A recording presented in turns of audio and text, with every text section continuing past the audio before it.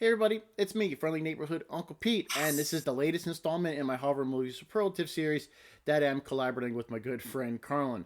And today we're giving you our picks for the entire decade. We've already went through all the years in the 90s and given out our horror movie superlatives. And today we're going to give you our most amazing, so bad it's good, best score, most WTF, most unique, most overrated, and most underrated selections for the entire decade, as well as a runner-up. Of course, please give us your selections in the comments down below. That's part of our favorite, part of, doing this series. We love reading what everybody else's picks are. And if you haven't already, I hope you consider hitting that subscribe button on both of our channels if you haven't done so already. I've been subscribed to Carl's channel for years now. He puts out great content every week. And I have my Nelson Coffin series, which comes out every Friday.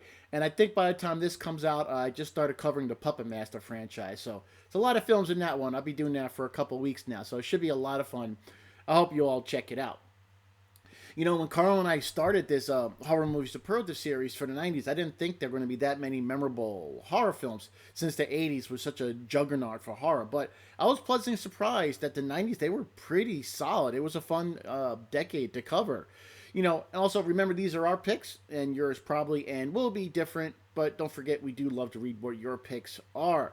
So don't forget, after you watch this video, watch Carl's channel, watch Carl's video on his channel, link in the description, and give us your vote for who you thought had the better picks, whichever, closer resembled your roles or the better justifications. So, and I'm also going to have the cards up for each of the videos when I go over the movie, so if you'd like to watch those again for the specific years, because I'm not going to go too much into depth as far as my reasoning. So, thanks again, and let's pick out some horror movie superlatives for the 90s. For my most amazing selection, of course, I went with Silence of the Lambs, released in 1991. This movie won the Big Five of the Academy Awards: Best Picture, Best Direction, Best Actor, Best Actress, Best Writing, and deservedly so. It's an outstanding movie. It was suspenseful, intriguing, scary, interesting. Anthony Hopkins made Hannibal Lecter a horror icon, and even if people haven't seen this movie, they know who Hannibal Lecter is. Him restrained with his Rascalon. Oh, Chianti and fava beans. These are iconic, lines that even people who haven't seen this movie, they know of these lines because of how impactful this movie was. Scenes that stick with you in the movie, they shock you when you first saw it. This film has a legacy, and it's deserved. I love this movie, and I'd love to hear your thoughts on it. I could imagine a lot of people are going to pick this movie as most amazing, but I could also understand if some people pick it as most overrated. But I think it is the most amazing horror movie to come out in the 90s. Now, for my runner-up, of course, I'm going to go with Bride of Chucky.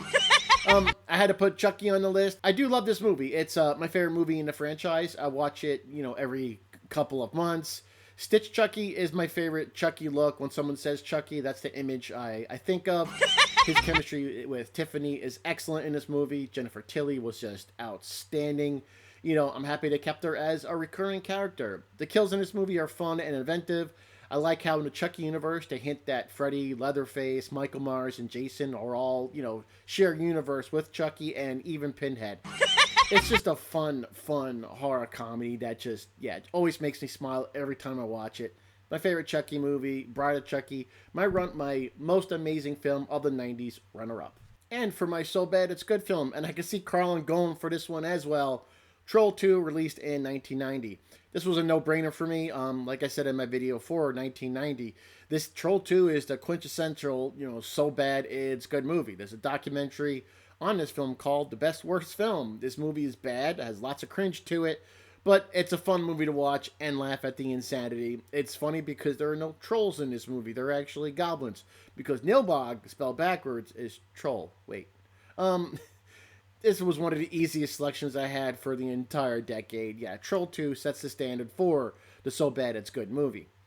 Now for my runner-up, I'm going with Brain Scan, released in 1994. I get a lot of enjoyment out of this movie.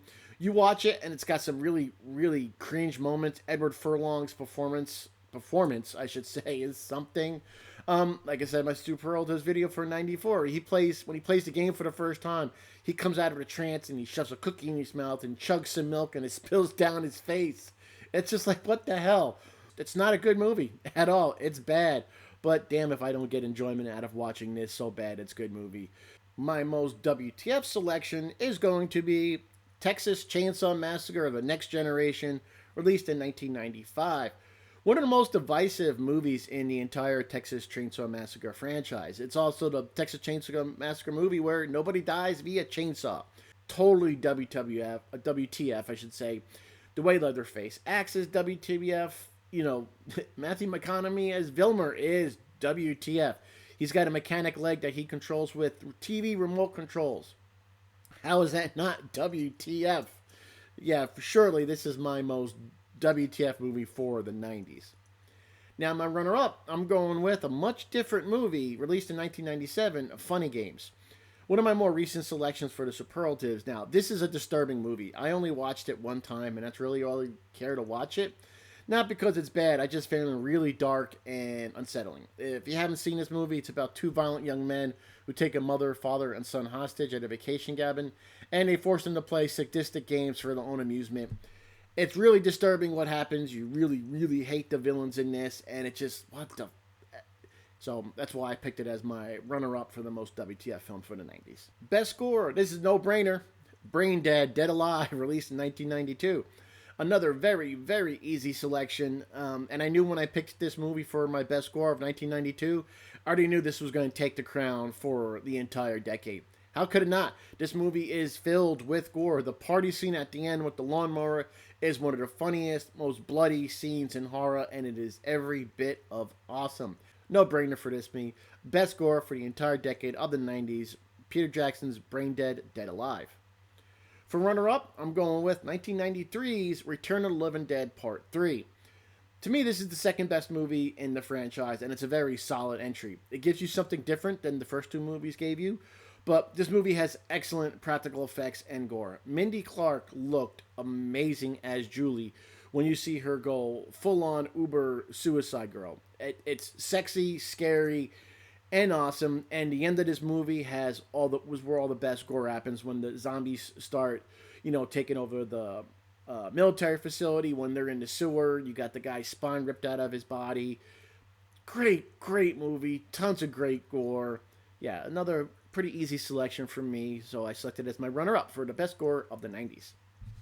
My most unique pick is going to 1997 with The Cube. This movie takes place all in one location. They just changed the lighting in the cube to make it look like another room. The way they had to film inside the cube was so the boom mic and camera operators and other people weren't seen. It was really inventive. I love the way they did that. The movie made you feel claustrophobic, and it made you feel like they were actually going from room to room the way they filmed it. I haven't seen really many other movies like this, especially in the 90s, all inside one location, and it really doesn't get bored. It's still, the way they dressed the set differently with the lights. It keeps it really interesting. The characters were great in it. Yeah, it was a very unique film. Yeah, it was all inside one room filled the entire time, and it was a great movie. So, yeah, another easier selection for me for my most unique pick for the 90s. Runner-up, I'm going with Ringu. It came out in 1998. J-horror is a different experience than traditional horror films. It's a slow burn horror that gets under your skin, setting up characters and the scares. The way, I think this is also unique because the way it introduced American audiences to J-horror films. It really, put fuel on the fire for how amazing J-horror films actually are. I think Ringu is better than the remake Ring. It's just fantastic. I think it's unique because the way it sets up scares, develops its characters, tells its story, and like I said, the way it introduced so many people to this wonderful, wonderful genre, which is why I selected it as my runner-up for the most unique horror film to come out in the 90s. My most overrated selection is New Nightmare, coming out in 1994. The trick with the most overrated category is finding a movie that's loved by most that I really just don't care for. It's not as easy as you would think.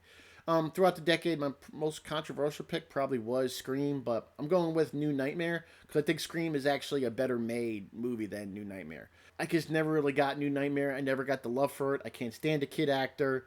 Yeah, to me, it just felt like the best fit for this category. I just have no urge to ever watch it again. They wanted to make a Freddy movie, but make it meta. I just think it failed. The ending really wasn't good. I didn't care about any of the characters. I really didn't even care about the story. So New Nightmare was my most overrated selection for the 90s. Runner-up, I'm going with Scream 2.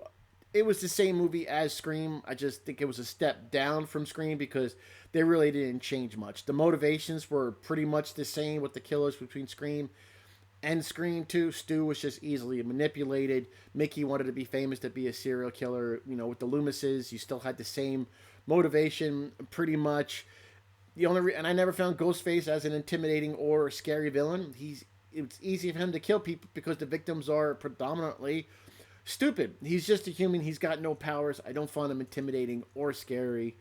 But I'm not a big fan of the Scream franchise. I just think that it was a step down from Scream, which is why I picked it for my most overrated selection for the 90s. The most underrated horror film to come out in the 90s goes to Fallen, 1998. I just talked about this movie a few weeks ago. It's not your typical slasher, so I think it gets overlooked as a horror film. It's a psychological thriller, about an entity that can jump from body to body. It has an all-star cast in this film. Denzel Washington is just, chef's kiss, magnificent. The movie keeps you on your toes, thinking what's going to happen next, and the ending is incredible. I was lucky not to have it spoiled for me when I first watched it. It's just a fantastic, fantastic film that should be talked about more when discussing horror films from the 90s. My most underrated pick for the entire decade. Runner-up, I'm going with The Frighteners, coming out in 1996.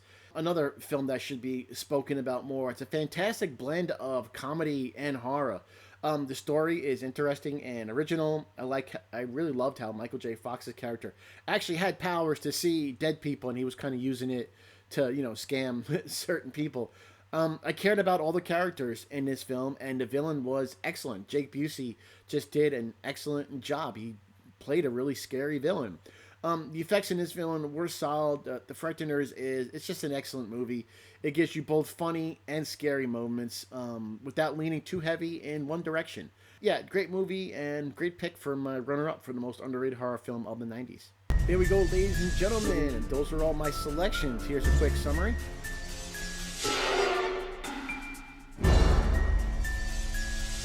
Thanks again for watching this video. Now, please go to Carl's channel, link in the description.